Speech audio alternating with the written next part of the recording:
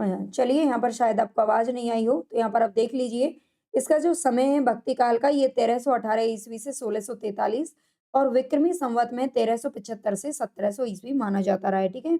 भक्ति शब्द का जो सबसे पहले उल्लेख है श्वेता उपनिषद में मिलता है। भक्ति शब्द भज धातु से वितन प्रत्यय लगने से बना है।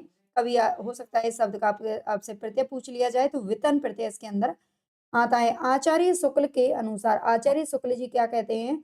भक्ति की निष्पत्ति श्रद्धा और प्रेम के योग से होती है। ठीक है, भक्ति की निष्पत्ति श्रद्धा और प्रेम के योग से होती है। ये कथन किसका है? तो ये शुक्ल जी का कथन है, याद रखना। आगे आता है नारद भक्ति सूत्र के अनुसार। नारद भक्ति सूत्र में क्या लिखा हुआ है भक्ति शब्द के बारे में? तो भक्ति ईश्वर के प्रति परम प्रेम रूपा और अमृता स्वरूपा है। ठीक है, जो भक्ति है ये ईश्वर के प्रति परम प्रेम रूपा और अमृता स्वरूपा है। तुलसीदास के अनुसार तुलसीदास कहते हैं भक्ति शब्द को लेकर, ईश्वर को तुरंत द्रवित करने का परम सुगम एवं स्वतंत्र उपाय ही भक्ति है। ईश्वर को तुरंत द्रवित करने का, है ना, जो हम पर वो तुरंत दया करें, वो ऐसा सुगम और स्वतंत्र उपाय क्या होता है? भक्ति कहलाता है। भक्ति आंदोलन का जो आरंभ है ये हिंदी साहित्य में दक्षिण के आलवार भक्तों से हुआ था। भक्ति आंदोलन का आरंभ कब हुआ था ये आपको याद रखना है। तो हिंदी साहित्य में दक्षिण के आलवार भक्तों से हुआ। आलवार संतों की संख्या 12 बताई गई है। ये संख्या आपसे बार बार पूछी जाती है। आलवार संतों की संख्या कितनी है? तो 12 बताई जाती है, जिनमें एकमात्र महिला का नाम आता है जो गोदा भक्ते ने। ये इसका नाम है अंडाला, नाम से भी इसको जाना जाता है, ठीक है। इसका जो नाम है वो है गोदा, लेकिन अंडाला नाम से इसको ये प्रसिद्ध है। और इसका इनका जो समय है वो 8 से 9वीं सदी में ठहरता है, ठीक है। दक्षिण भारत की मीराबाई भी इसको कहा जाता है, आगे देखेंगे। 9वीं सदी के नाथ मुनि ने अलवार संतों के पदों का संकलन नलाधिर दिव्य प्रबंधनम नाम से किया है। इस संग्रह में पदों की जो संख्या है वो लगभग 4000 है। ये ध्यान रखना। 9वीं सदी के जो नाथ मुनि है उन्होंने अलवार संतों के पदों का संकलन किस नाम से किया है? तो नलाधिर दिव्य प्रबंधनम नाम से किया है, ये ध्यान रखना। इस संग्रह में पदों की संख्या लगभग 4000 है। 12 आलवार संतों में प्रथम भक्त का नाम आपसे पूछ लिया जाता है तो ये नम्मलवार, ठीक है। 12 आलवार संतों में प्रथम भक्त कौन हुए हैं? तो ये नम्मलवार हुए हैं। अंडाला को दक्षिण भारत की मीराबाई कहा जाता है, याद रखना, बहुत बार क्वेश्चन पूछा जा चुका है। रामानुजाचार्य का जन्म, अब यहाँ पर आगे थोड़ा सा नाम आता है किसका? रामानुजाचार्य। रामानुजाचार्य का जन्म दक्षिण भारत के कांचीपुरम में हुआ था, ठीक है। रामानुजाचार्य से प्रश्न पूछे जाते हैं तो इनको देखेंगे। रामानुजाचार्य का जो जन्म है ये दक्षिण भारत के कांचीपुरम में हुआ था, ये ध्यान रखना है। इनके गुरु का नाम था कांचीपूर्ण, जो कि शूद्र जाति से संबंधित थे। रामानुज की शिष्य परंपरा इस प्रकार है, तो इनकी शिष्य को या शिष्य परंपरा को देख लेना। रामानुजाचार्य जो थे ये इनके शिष्य कौन थे? राघवानंद, फिर रामानंद। रामानंद के 12 शिष्य हुए थे, ठीक है। रामानंद के कितने शिष्य हुए थे? तो 12 शिष्य हुए थे। ये इनकी शिष्य परंपरा है। राघवानंद रामानुजाचार्य के शिष्य थे, याद रखना। रामानंद राघवानंद के थे। और 12 शिष्य किसके थे? रामानंद के थे, जिनमें कबीर का नाम मुख्य रूप से लिया जाता है। हालांकि इसमें रैदास और कबीर दोनों भी हैं, है ना। 12 4 ऑप्शन देकर के आपसे बहुत बार क्वेश्चन पूछा जाता है कि रामानंद का इनमें से कौन सा शिष्य नहीं है या फिर कौन सा है, ठीक है। इस तरीके से क्वेश्चन आता है। तो रैदास, कबीर, पीपा, धन्ना सेन, अनंतानंद, भावानंद, सुखानंद, नरहरियानंद, सुरानंद, सुरसरी और पद्मावती, ठीक है। सुरसुरी और पद्मावती ये 2 महिलाओं के नाम इसमें आते हैं, बाकी 10 इसमें कौन है? भक्त पुरुष हैं, ये याद रखना। आगे रैदास, रैदास के 2 शिष्य आते हैं। रैदास के 2 शिष्य हैं जिनमें उदयदास और मीराबाई का नाम आता है, ठीक है। ये रामानुजाचार्य की ही शिष्य परंपरा है जो आपको याद रखनी है। आगे कह रहा है रैदास के 2 शिष्य हुए हैं, उदयदास और मीराबाई। अनंतानंद का एक शिष्य है जो जिसका नाम है कृष्णदास पहरी, ठीक है। कृष्णदास पहरी अनंतानंद के शिष्य हैं। कृष्णदास पहरी के 3 शिष्य हुए हैं, जिनमें नाम आता है नर हरिदास, अग्रदास और कीलेदास, ठीक है। नर हरिदास, अग्रदास और कीलेदास, ये 3 नाम आते हैं कृष्णदास पहरी के शिष्य में। आगे नर हरिदास के जो शिष्य हैं उनका नाम है तुलसीदास, ठीक है। तुलसीदास, ध्यान रखना है आपको, नर हरिदास के शिष्यों में तुलसीदास हैं। और इसके बाद नर हरिदास के शिष्य केवल तुलसीदास हैं, ये याद रखना। और आगे नाम आ रहा है यहाँ पर जो हमारा अग्रदास दे रखा है, अग्रदास के शिष्यों के नाम है नाभादास, प्रियादास, ठीक है। नाभादास और प्रियादास। कबीर के शिष्यों की अगर हम बात करें, तो कबीर के यहाँ पर जो शिष्य हैं वो है धर्मदास और साधु। ठीक है, धर्मदास और साधु ये कबीर के शिष्य हैं। तो इतना याद रखना। आगे है भक्ति काल का नामकरण। भक्ति काल का नामकरण किसने क्या नाम दिया है भक्ति काल को? तो सबसे पहले नाम आता है जॉर्ज ग्रियर्सन का। इन्होंने 15वीं शताब्दी का धार्मिक पुनर्जागरण कहा है। भक्ति काल को 15वीं शताब्दी का धार्मिक पुनर्जागरण कहने वाले हैं जॉर्ज ग्रियर्सन। मिस्र बंधुओं ने पूर्व माध्यमिक काल नाम इसे दिया है। रामचंद्र शुक्ल की अगर बात करें तो पूर्व मध्य काल या भक्ति काल नाम ये देते हैं। पूर्व मध्य काल या फिर भक्ति काल। डॉक्टर श्याम सुंदर दास ने भक्ति युग कहा है। डॉक्टर रामविलास शर्मा ने पुनर्जागरण काल कहा है। किसको? भक्ति काल को, याद रखना। ठीक है। राम प्रसाद मिश्र ने पुनरुत्थान काल कहा है, जबकि डॉक्टर नगेंद्र ने पुनर्जागरण काल भारतेंदु युग को कहा है। ये थोड़ा याद रखना। ठीक है। लेकिन भक्ति काल को पुनर्जागरण काल कहने वाले कौन है? तो ये रामविलास शर्मा है। राम प्रसाद मिश्र पुनरुत्थान काल कहते हैं। आगे है डॉक्टर पृथ्वीनाथ कुलश्रेष्ठ। इन्होंने कलात्मक उत्कर्ष काल कहा है। डॉक्टर पृथ्वीनाथ कुलश्रेष्ठ ने कलात्मक उत्कर्ष काल कहा है। तो ये नामकरण के कुछ प्रश्न यहाँ से पूछे जाते हैं, इनको याद रखना। आगे विशेष विशेष क्या है? भक्ति काल में हिंदी साहित्य अपनी चरमोत्कर्ष उन्नति को प्राप्त हुआ था। भक्ति काल में जो हिंदी साहित्य है ये अपनी चरम उत्कर्ष सीमा पर था, याद रखना। जिसके कारण जॉर्ज ग्रियर्सन ने इस काल को हिंदी साहित्य का स्वर्ण काल भी कहा है। ठीक है। स्वर्ण युग किसने कहा है? तो स्वर्ण युग कहने वाले हैं श्याम सुंदर दास, और स्वर्ण काल कहने वाले कौन है? ग्रियर्सन है। इसमें भी कभी कभी कंफ्यूजन होता है, काल और युग को याद रखना। आगे नाम आता है आचार्य रामचंद्र शुक्ल जी का।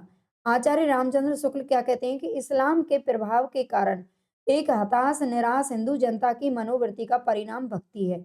एक हताश निराश हिंदू जनता की मनोवृत्ति का जो परिणाम है वो भक्ति है। देश में मुसलमानों का राज्य प्रतिष्ठित हो जाने के कारण हिंदू जनता के हृदय में गौरव, गर्व और उत्साह के लिए अवकाश नहीं रह गया था। ठीक है। उनके अंदर कोई गौरव, गर्व और उत्साह बिल्कुल नहीं बचा था, क्योंकि मुसलमानों का राज्य यहाँ पर स्थापित हो चुका था और हिंदू जो जनता थी वो कहीं न कहीं अपने आप को हारा हुआ महसूस कर रही थी, इसलिए उसने भक्ति का मार्ग अपनाया। ये किसका कहना है? शुक्ल जी का कहना है। हिंदू जनता के सामने उनके इष्ट आराध्य देवताओं की मूर्तियाँ तोड़ी जा रही थी। ठीक है। मुसलमानों के द्वारा हिंदू जनता के सामने उनके इष्ट आराध्य यानी कि आपने पढ़े होंगे बहुत सारे मंदिर उस वक्त तोड़े गए थे। उपास्य पुरुषों का अपमान किया जाता था। तब ईश्वर की भक्ति की ओर उन्मुख होना स्वाभाविक था, ये शुक्ल जी का मानना है। ठीक है। उपास्य पुरुषों का मतलब होता है कि जिनको बहुत से ऐसे महापुरुष होते हैं जिनकी हम एक तरीके से पूजा ही करते हैं, है ना? वो हमारे लिए आराधना का केंद्र होते हैं। जैसे कि मान लीजिए स्वामी विवेकानंद हो गया, जैसे बहुत बहुत सारे लोग अपने-अपने कुछ महापुरुषों को मानते हैं अपना प्रेरणा स्रोत, ठीक है? तो उनको भी यहाँ पर अपमान किया जा रहा था, इसलिए लोग बाग क्या है भक्ति की ओर उन्मुख हो गए, ये शुक्ल जी का कहना है।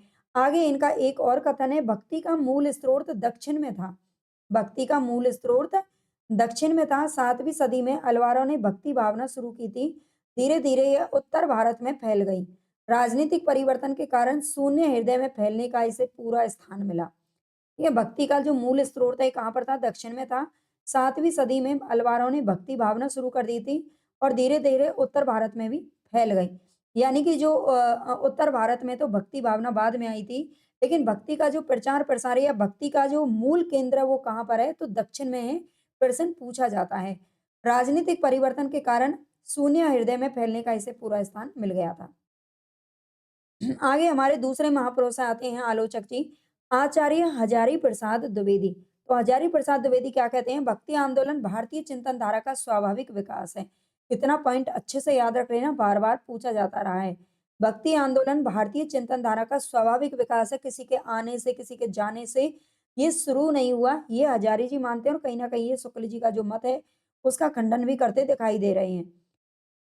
नाथ सिद्धों की साधना, अवतारवाद, लीलावाद और जातिगत कठोरता दक्षिण भारत से आई हुई धारा में एकाकार हो गई। यह आंदोलन और साहित्य लोकोन्मुखता एवं मानवीय करुणा के महान आदर्श से युक्त है। ठीक है। ये जो आंदोलन है, ये आंदोलन और साहित्य लोकोन्मुखता और मानवीय करुणा के महान आदर्श से युक्त है, ये याद रखना। आगे कहते हैं कि यह आंदोलन हिंदू जनमानस की आस्था और स्वतः स्फूर्त प्रेरणा की उपज है। ठीक है? ये हिंदू जनमानस की आस्था का केंद्र है, आस्था की उपज है। लोगों में अपने आप ही क्या है कि ये धारा का विकास हुआ है, कहीं न कहीं अपने आप से ही उनमें भक्ति उपजी है। ठीक है? तो यहाँ पर याद रखना ये हज़ारी जी का क्या कहना है, इस संबंध में इन्होंने लिखा भी है कि इस्लाम के प्रभाव को भूल नहीं सकता हूँ।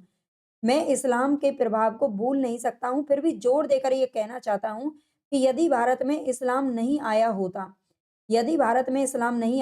तो भी भक्ति का भारत में आना, 16 आना वैसा ही होता, जैसा कि आज है।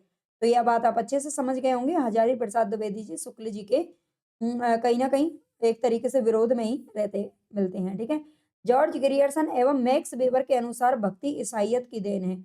जॉर्ज ग्रियर्सन और मैक्स वेबर दोनों का ये कहना है कि जो भक्ति काल का आगमन है, वो ईसाइयों की देन है, ठीक है? ईसाइयों के कारण आया है।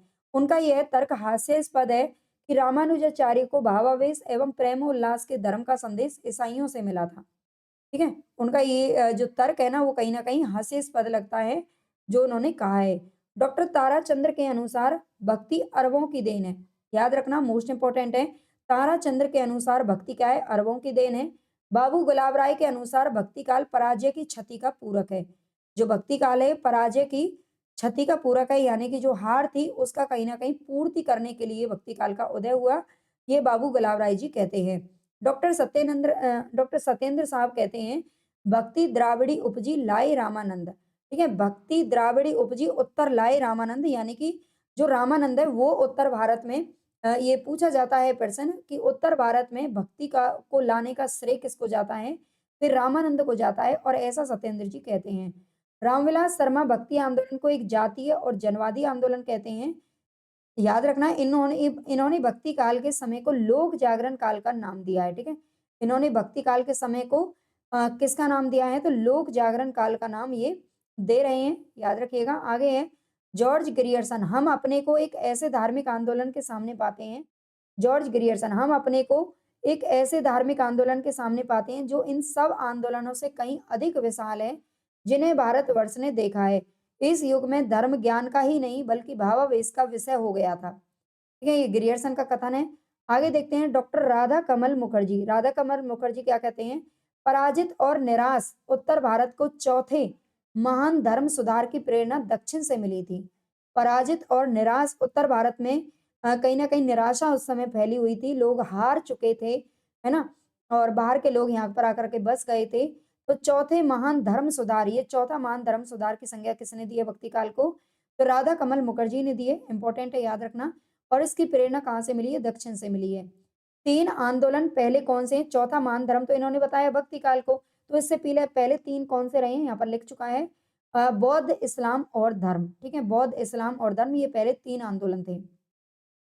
आगे नाम आता है वासुदेव शरण अग्रवाल का। वासुदेव शरण अग्रवाल जी कहते हैं कि वैष्णव में सभी समाज की अनोखी भावना भी और सूफी का परिणाम भी।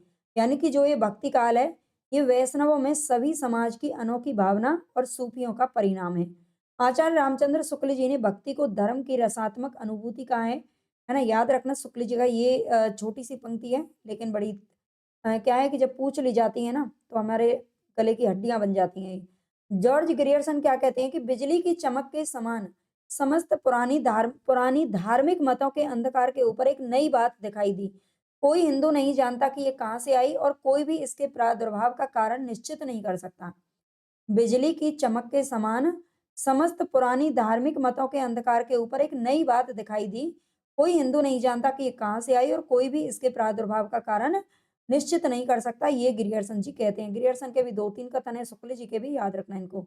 मुक्ति बोध ने भक्ति का जन्म इस ऐतिहासिक सामाजिक शक्तियों के रूप में जनता के दुखों व कष्टों से हुआ माना है। ठीक है? जनता के जो दुख उस समय पर थे, उनके कारण ही क्या हुआ है? भक्ति का जन्म हुआ है, ये मुक्ति बोध का कहना है। आगे थोड़ा-सा और पढ़ते हैं मध्यकालीन वैष्णव संप्रदाय एवं उनके प्रवर्तक। तो मध्यकालीन जो वैष्णव संप्रदाय थे, उत्तर भारत के जो संप्रदाय थे और उनके प्रवर्तक कौन-कौन हैं? तो सबसे पहले यहाँ पर नाम आता है शंकराचार्य का। ये अद्वैतवाद की इन्होंने स्थापना की थी, जो स्मार्त संप्रदाय के नाम से जाना जाता है। रामानुजाचार्य ने विशिष्ट अद्वैतवाद, श्री संप्रदाय इनका संप्रदाय है। मध्वाचार्य का द्वैतवाद, ब्रह्म संप्रदाय की इन्होंने स्थापना की है। विष्णु स्वामी शुद्ध द्वैतवाद, रुद्र संप्रदाय की स्थापना विष्णु स्वामी के द्वारा हुई है। निम्बार्काचार्य भेदाभेदवाद, या फिर द्वैतवाद, निम्बार्क संप्रदाय, सनकादि संप्रदाय इनके संप्रदाय का नाम है। ठीक है। निम्बार्क संप्रदाय एवं सनकादि संप्रदाय, चैतन्य स्वामी अचिंत्य भेदा भेदवाद या गौड़ीय संप्रदाय। ठीक है, चैतन्य स्वामी का कौन सा है तो अचिंत्य भेदा भेदवाद भेदवाद इनका है और गौड़ीय संप्रदाय से संबंधित है। तो ये सारे संप्रदाय और उनके प्रवर्तक आपको याद रखने पड़ेंगे। आगे यहाँ पर हमारा किसका नाम आता है, सबसे पहले शंकराचार्य का। तो शंकराचार्य का जो समय है, शंकराचार्य को हम पढ़ लेते हैं। शंकराचार्य का समय 788 से 820 ईस्वी तक, 788 से 820 ईस्वी तक इनका समय है। बौद्ध धर्म के खंडन के लिए अद्वैतवाद संप्रदाय की स्थापना इन्होंने की है।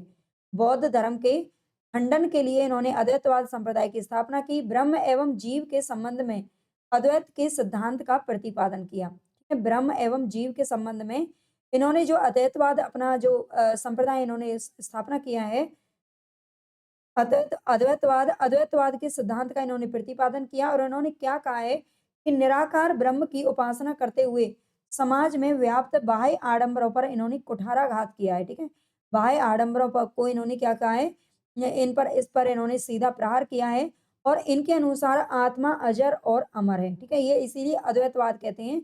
ये कहते हैं कि ब्रह्म और जीव दोनों एक हैं, दोनों में कोई भी अंतर नहीं है। ठीक है, अद्वैत का मतलब है दोनों एक हैं, आत्मा हमारी अजर और अमर है। ब्रह्म और जीव को इन्होंने एक ही माना है, शंकराचार्य जी ने। याद रखना, इतना काफी है, इनसे यही से क्वेश्चन आता है, बाकी नहीं आता। रामानुजाचार्य का जो जन्म है ये 1017 से 1137 ईस्वी तक इनका जन्म है, समय है। ठीक है, रामानुजाचार्य का शंकराचार्य के मायावाद के खंडन तथा प्रवृत्ति मार्ग की आस्था मूलक सगुणोपासना के लिए श्री संप्रदाय के अंतर्गत विशिष्ट द्वैतवाद दर्शन प्रस्तुत किया। शंकराचार्य का रामानुजाचार्य ने क्या किया, शंकराचार्य के मायावाद का खंडन किया, खंडन तथा प्रवृत्ति मार्ग की आस्था मूलक सगुणोपासना के लिए श्री संप्रदाय के अंतर्गत विशिष्ट द्वैतवाद दर्शन इन्होंने प्रस्तुत किया था। अवतारी नारायण विष्णु को इन्होंने उपास्य देव माना है और देव मानकर इस सिद्धांत को प्रतिपादित किया है। ठीक है, विष्णु को इन्होंने उपास्य देव माना है, है ना। कांचीपुरम में इनका जन्म हुआ था। इनके शिष्य कौन थे, राघवानंद। राघवानंद को श्री संप्रदाय का सबसे बड़ा प्रचारक माना जाता है, तो श्री संप्रदाय से संबंधित हैं। और रामानुजाचार्य का जो वाद है वो विशिष्ट द्वैतवाद है। याद रखना, इनका समय याद रखना। आगे राघवानंद श्री संप्रदाय की तेतकल्ले शाखा से जुड़े हुए थे। दूसरी ओर उत्तर भारत के नाथों से भी इनका संबंध था। ठीक है, राघवानंद श्री संप्रदाय की तेतकल्ले शाखा से जुड़े हुए थे। आगे देखेंगे इसकी दूसरी शाखा कौन सी है। सिद्धांत पंचमात्रा नामक ग्रंथ लिखकर संप्रदाय सिद्धांतों को इन्होंने मजबूत बनाया। ठीक है, सिद्धांत पंचमात्रा मात्रा नामक जो ग्रंथ है ये किसके द्वारा लिखा गया, तो रामानुजाचार्य ने लिखा है। याद रखना, विशिष्ट द्वैतवाद में आत्मा में परमात्मा का संबंध शेष का शेषी से माना है। विशिष्ट द्वैतवाद में आत्मा में परमात्मा का जो संबंध है वो शेष का शेषी से जिस प्रकार होता है उस तरीके से माना है। शेष का अर्थ होता है दास और शेषी का अर्थ माना है इन्होंने स्वामी। ठीक है, अतः ईश्वर का आशीर्वाद प्राप्त होने के बाद आत्मा एवं परमात्मा दो नहीं बल्कि विशिष्ट होकर आत्मा परमात्मा का रूप हो जाती है। ठीक है, ये इनका कहना है। हिंदी के वैष्णव कवियों में तुलसीदास भी इससे प्रभावित थे। रामानंद स्वामी पर भी इसका प्रबल प्रभाव देखा जा सकता है। तो तुलसीदास भी आप जानते हैं राघवानंद के शिष्य थे, राघवानंद के शिष्य थे, है ना, और रामानुजाचार्य के शिष्य परंपरा में थे। तो इन पर भी इनका प्रभाव है जो देखा जाता है। आगे है श्री मध्वाचार्य का नाम आता है। श्री मध्वाचार्य ये 1199 ईस्वी के आसपास इनका जन्म हुआ था बेलग्राम में। बेलग्राम कहाँ पर है, तो ये कर्नाटक के अंदर है। ठीक है, 1199 ईस्वी के आसपास इनका जन्म होता है। आनंद तीर्थ नाम से प्रसिद्ध हुए थे। इनका उपनाम याद रखना, आनंद तीर्थ है। मध्वाचार्य प्रथम ऐसे व्यक्ति थे जिन्होंने शंकराचार्य के अद्वैतवाद का खुल करके विरोध किया था। ठीक है, मध्वाचार्य पहले ऐसे व्यक्ति हैं जिन्होंने शंकराचार्य के अद्वैतवाद का खुलकर विरोध किया और अद्वैतवाद का बिल्कुल जो विपरीतार्थक शब्द है वही इन्होंने अपने संप्रदाय का नाम रखा, द्वैतवाद। ठीक है, द्वैतवाद में जगत को सत्य माना जाता है, अर्थात ईश्वर और जीव दो अलग अलग चीजें हैं। ठीक है, द्वैतवाद में क्या होता है, ये जगत को सत्य मानते हैं और जबकि जो शंकराचार्य हैं वो क्या मानते हैं, जगत को मिथ्या करार करते हैं, ब्रह्म और जीव को एक ही मानते हैं। ठीक है, ईश्वर और जीव दो अलग अलग हैं, ये ऐसा इनका मानना है, क्योंकि ईश्वर सनातन एवं सातत्व है एवं जीव स्वभावतः अल्प शक्ति और अल्प ज्ञान संपन्न है। कुछ इतिहासकार उनके जन्म को गुजरात में भी मानते हैं, ये ध्यान रखना।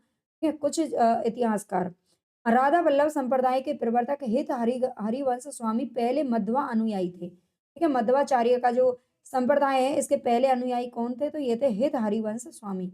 आगे नाम यहाँ पर आता है आपका श्री विष्णु स्वामी का। दक्षिण भारत के वैष्णव धर्मावलंबी थे, नाथ पंथ में इन्होंने दीक्षा ली थी। दक्षिण भारत के वैष्णव धर्मावलंबी थे, नाथ पंथ में इन्होंने दीक्षा ली थी। विष्णु स्वामी 13वीं शताब्दी में मौजूद थे और उन्होंने रुद्र संप्रदाय की स्थापना की थी। इनके संप्रदाय की अवधारणा को मानते हुए उनके शिष्य वल्लभाचार्य ने शुद्धाद्वैतवाद सिद्धांत की स्थापना की थी, ये ध्यान रखना। ठीक है, श्री विष्णु स्वामी ने, विष्णु स्वामी का कौन सा है? तो ये इनका शुद्धाद्वैतवाद सिद्धांत की स्थापना इन्होंने की है। ठीक है, इनके शिष्य थे वल्लभाचार्य, उन्होंने शुद्धाद्वैतवाद की स्थापना की और रुद्र संप्रदाय की जो स्थापना वो विष्णु स्वामी के द्वारा की गई है। इस सिद्धांत के सारे पुष्टि मार्ग की साधना को वल्लभाचार्य ने पल्लवित किया था। तो पुष्टि मार्ग की स्थापना किसने की थी? वल्लभाचार्य ने की थी। ये भी क्वेश्चन बार-बार पूछा जाता रहा है। सूरदास आदि श्री कृष्ण भक्त व अष्टछाप के कवियों पर इसी संप्रदाय का प्रभाव रहा है। ठीक है, सूरदास आदि जो कृष्ण भक्त और अष्टछाप के कवि थे, उन पर किसका प्रभाव है? ये पुष्टि मार्ग का प्रभाव है, याद रखना। इसमें आत्मा और परमात्मा को अलग-अलग माना गया है, पर ईश्वर का अनुग्रह प्राप्त कर लेने पर दोनों का एकाकार हो जाता है और आत्मा शुद्ध हो जाती है। ठीक है, आगे देखेंगे निम्बार्काचार्य। निम्बार्काचार्य का जो संप्रदाय है उसका नाम है निम्बार्क या सनकादि संप्रदाय। ठीक है, निम्बार्क या सनकादि संप्रदाय इनके संप्रदाय का नाम है। निम्बार्क आचार्य को सृष्टि के आदि में उत्पन्न कुछ निम्बार्क आचार्य को सृष्टि के आदि में उत्पन्न मानते हैं कुछ विद्वान। कुछ विद्वान तो इन्हें तो कुछ विद्वान इन्हें 11वीं और तो कुछ 13वीं सदी में उत्पन्न मानते हैं। ठीक है, कुछ लोग ऐसा मानते हैं कि सृष्टि के आदि में जब सृष्टि की शुरुआत हुई थी तब निम्बार्काचार्य का उत्पन्न हुए थे, है ना? इनका उद्भव हुआ था। लेकिन कुछ लोग इनका जो समय है वो 11वीं और कुछ 13वीं भी मानते हैं। कुछ विद्वान इस संप्रदाय को वैष्णव धर्म का प्राचीनतम संप्रदाय मानते हैं। इस संप्रदाय का जो दार्शनिक मत है वो है भेदाभेदवाद या फिर द्वैताद्वैतवाद इसको कहा जाता है। इस संप्रदाय के भक्त कृष्ण के उपासक हैं, याद रखना, मोस्ट इंपोर्टेंट है, मैं दिखा देती हूँ। निम्बार्क संप्रदाय के जो भक्त थे वो कृष्ण के उपासक हैं। ठीक है, राधा कृष्ण की युगलोपासना का विधान निम्बार्क संप्रदाय में है और इसका प्रचार ब्रज मंडल में हुआ था। ठीक है, ब्रज मंडल यानी कि जो मथुरा वाला क्षेत्र है, मथुरा, अलीगढ़, हाथरस, आगरा तक ये क्षेत्र फैला हुआ है और राधा कृष्ण की युगलोपासना, ठीक है, और आप जानते हैं ब्रज में आज भी युगल रूप में पूजा की जाती है राधा कृष्ण की। स्वामी हरिदास का सखी संप्रदाय या टट्टी संप्रदाय भी निम्बार्क संप्रदाय का अंश माना गया है। ठीक है, सखी संप्रदाय का दूसरा नाम याद रख लेना। द्वैताद्वैतवाद संप्रदाय में जीव अवस्था भेद से ब्रह्म के साथ भिन्न भी है और अभिन्न भी है। द्वैताद्वैतवाद संप्रदाय में जीव अवस्था भेद से ब्रह्म के साथ भिन्न भी है और अभिन्न भी है। जीव ब्रह्मा का ही अंश है, आत्मा एक भी है और अलग-अलग भी है। आगे आता है भक्ति काव्य का विभाजन, तो इसको और देख लेते हैं। भक्ति काव्य का विभाजन, आचार्य रामचंद्र शुक्ल ने भक्तिकालीन साहित्य को दो धाराओं में विभाजित किया है, निर्गुण काव्य धारा और सगुण काव्य धारा। ये भक्ति काव्य का जो विभाजन है ये दो धाराओं में विभाजित किया गया है शुक्ल जी के द्वारा। इसमें निर्गुण काव्य धारा और सगुण काव्य धारा।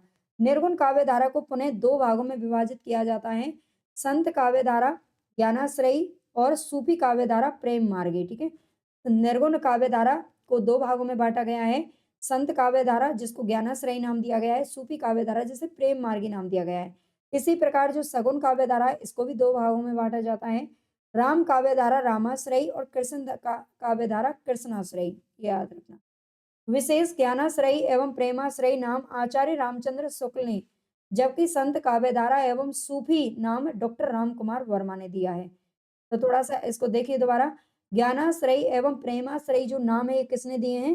तो ये आचार्य रामचंद्र शुक्ल ने दिए हैं। ठीक है, ज्ञानाश्रयी संत काव्यधारा का नाम दिया है और सूफी काव्यधारा को प्रेम मार्गी कहा है किसने? शुक्ल जी ने। ये नामकरण पूछा जाता है यहाँ से। जबकि संत काव्यधारा और सूफी काव्यधारा का जो नामकरण है वो किया है किसने? डॉक्टर रामकुमार वर्मा जी ने। तो इंपॉर्टेंट क्वेश्चन है यहाँ पर। हजारी प्रसाद जी ने ज्ञानाश्रयी शाखा को निर्गुण भक्ति साहित्य कहा है। ठीक है, हजारी प्रसाद द्विवेदी ने जो ज्ञानाश्रयी शाखा है उसको निर्गुण भक्ति साहित्य कहा है। डॉक्टर पीताम्बर दत्त बड़त्वाल ने संत काव्य की व्युत्पत्ति शांत शब्द से मानी है। ये संत काव्य की व्युत्पत्ति किससे मानते हैं? शांत शब्द से मानते हैं। कौन? पीताम्बर दत्त बड़त्वाल। भरतारी ने परोपकार को संत का लक्षण माना है, ठीक है। भरतारी ने परोपकार को संत का लक्षण माना है, ये भी ध्यान रखना। आगे है निर्गुण काव्य धारा का परिचय, प्रवृत्तियां एवं प्रमुख कवि। तो एक बार थोड़ा सा आगे देख लेते हैं, है ना, एक दो पेज। निर्गुण काव्य धारा का परिचय, प्रवृत्तियां एवं प्रमुख कवि। प्रमुख कवियों को हम कल पढ़ेंगे, नेक्स्ट क्लास में पढ़ेंगे, ठीक है। ईश्वर को निर्गुण, निराकार, घट घट व्यापी और सूक्ष्म माना गया है, ठीक है। ईश्वर को जो निर्गुण काव्य धारा है, इसमें ईश्वर को निर्गुण माना जाता है, निराकार माना जाता है, घट घट व्यापी माना जाता है और सूक्ष्म माना जाता है, जो हर जगह पर बसे हुए हैं। निर्गुण काव्य धारा का आदि स्रोत क्या है? तो यह श्वेता श्वेतवर उपनिषद, ठीक है, याद रखना। भक्ति शब्द का सबसे पहले उल्लेख यहीं पर हुआ था। निर्गुण भक्ति में गुरु को विशेष महत्व दिया गया है, ये ध्यान रखना। सामान्यतः निर्गुण भक्ति का जो संबंध है ज्ञान मार्ग से जोड़ा जाता है ना। निर्गुण भक्ति का जो संबंध है वो ज्ञान मार्ग से जोड़ा जाता है। निर्गुण भक्ति में माधुर्य भाव का समावेश होने पर रहस्यवाद का उदय होता है। निर्गुण भक्ति में माधुर्य भाव का समावेश होने पर क्या होता है? रहस्यवाद का उदय होता है। आगे संत काव्य धारा के दार्शनिक सांस्कृतिक आधार अनेक हैं, जिनमें से प्रमुख उपनिषद, शंकराचार्य का अद्वैतवाद, नाथ पंथ, इस्लाम धर्म यानी कि सूफी दर्शन है। संत काव्य धारा के जो दार्शनिक सांस्कृतिक आधार हैं वो अनेक हैं, ठीक है, याद रखना। जिसमें से प्रमुख क्या है? उपनिषद है, शंकराचार्य का अद्वैतवाद भी है, नाथ पंथ भी है और इस्लाम धर्म भी है, ठीक है। तो अलग अलग इसके आधार हैं, जिनके विषय जिनके आधार आधार पर ये जो संत काव्य धारा है वो खड़ा किया गया है। ब्रह्म, जीव, जगत, माया का समावेश उपनिषदों से किया गया है। अलग अलग जो यहाँ पर लिखे हुए हैं, इस्लाम धर्म से इन्होंने क्या लिया है, नाथ पंथ से क्या ग्रहण किया है, शंकराचार्य का तो इसको आगे पढ़ना पड़ेगा, ठीक है। तो ब्रह्म, जीव, जगत, माया का जो समावेश है वो इन्होंने कहाँ से किया? उपनिषदों से किया है।